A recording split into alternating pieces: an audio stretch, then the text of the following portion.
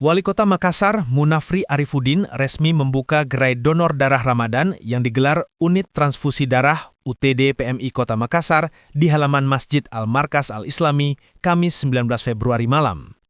Pembukaan gerai ini menjadi bagian dari upaya menjaga ketersediaan stok darah selama bulan suci Ramadan hingga pasca Idul Fitri. PMI Makassar menargetkan pengumpulan 5.000 kantong darah dalam sepekan sebagai langkah antisipasi lonjakan kebutuhan. Wali Kota menegaskan donor darah bukan hanya soal kesehatan, tetapi juga bentuk amal ibadah yang nilainya tak terhingga. Karena itu, Wali Kota meminta para lurah dan camat memastikan kegiatan donor darah secara masif dan rutin dilakukan di wilayah masing-masing, sebagai bentuk dukungan terhadap PMI. Ternyata tidak ada bedanya, sama.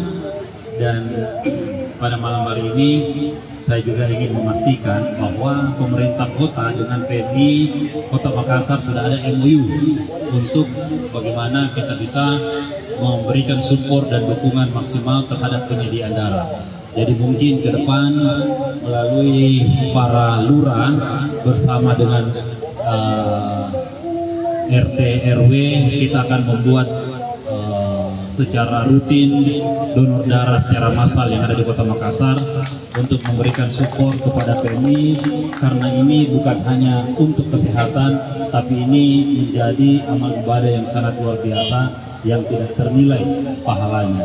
Bayangkan kita dari darah kita bisa menyelamatkan hidup seseorang, bisa memberikan apa yang benar-benar mereka butuhkan dari kita, dan inilah yang nanti akan menjadi tugasnya kita, khususnya pada Pak Camat, Bapak Ibu Lurah, dan seluruh RT RW yang ada di Kota Makassar untuk memastikan secara rutin ada kegiatan yang akan kita support untuk memberikan donor darah di wilayah masing-masing. Mungkin dari saya.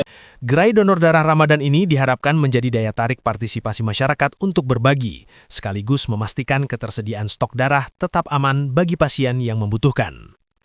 Miftahul Kolbi, Fajar TV melaporkan.